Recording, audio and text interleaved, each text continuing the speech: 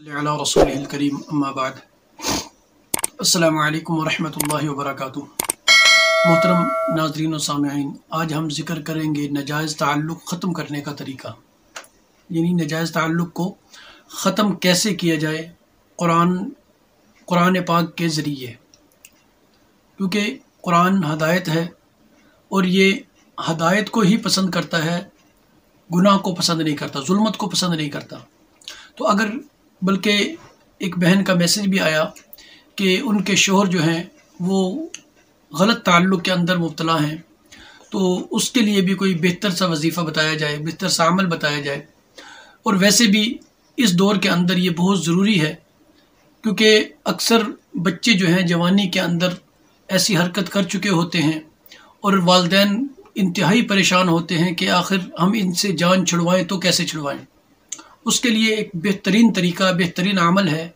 इंशाअल्लाहुल अज़ीज़ आप जब उस अमल को करेंगे तो जितना भी गहरा नाजायज़ ताल्लुक़ होगा, जितना भी गहरा होगा, यानी जिस हद तक भी पहुंच चुका हो, मकसद ये कि अलल ऐलान वो बागी बन चुके हों, यानी वालिदैन के सामने, बाकी अज़ीज़ व अक़रबा के सामने अलल ऐलान कह चुके हों कि हमने ताल्लुक़ ख़त्म नहीं करना, या पोशीदा तौर पर ताल्लुक़ हो लेकिन आपको पता हो, तो ऐसे ताल्लुक़ को ख़त्म करने का एक बेहतरीन अमल है।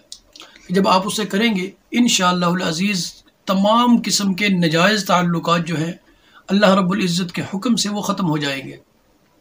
आपने करना क्या है, आपने ये देखना है कि पहले आप बच्चा है या बच्ची है, यानी जिसका ताल्लुक़ आपने ख़त्म करना है वो लड़का है या लड़की। अगर आपको दोनों के नाम पता हो तो बहुत बेहतर है, वरना जो आपका बच्चा या बच्ची हो उसका नाम आपने उसके नाम के हुरूफ गिन लेने हैं। अगर वो बेहतर तो तरीका ये है कि आप आदाद निकाल लें।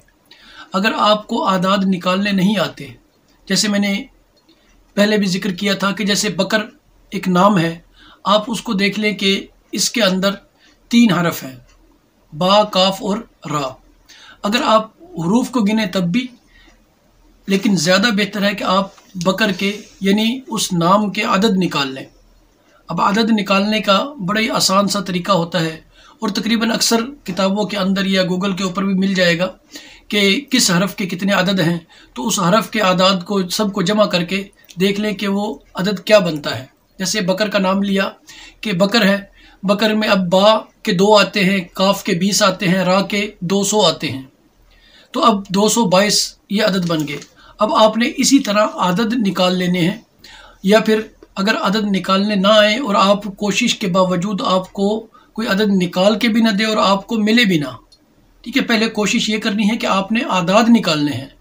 तो जो भी अदद निकले, या अगर अदद ना निकाल सकते हो, आप मजबूर हो चुके हो, कोई ऐसा इंसान आपके पास ना हो, या आपके पास ये नेट की सहूलत मौजूद ना हो, कोई ऐसा वसीला ना बन रहा हो कि जिससे आप आदाद मालूम कर सकें, तो फिर आपने उस नाम के यानी उस बच्चे या बच्ची के नाम के हुरूफ गिन लेने हैं। उन हुरूफ को गिनने के बाद आपने कुरान पाक की आयत है व अलक़ीना बैनहुमुल अदावा वल बग़ज़ा इला यौमिल क़ियामा, इस आयत मुबारका को आपने आदाद के मुताबिक या हुरूफ के मुताबिक, बेहतर तरीका आदाद है कि आदाद के मुताबिक आप इस आयत मुबारका को पढ़ें। पढ़ने के बाद किसी भी चीज़ पर दम कर दें, यानी आपका तसव्वुर होना चाहिए, या यूँ कह लें पढ़ने से पहले आप अल्लाह से दुआ कर लें कि या अल्लाह मैं इस मकसद के लिए पढ़ रहा हूँ, मुझे इस परेशानी से महफूज फरमा, इस मुसीबत से यानी हमारी जान छुड़वा दे।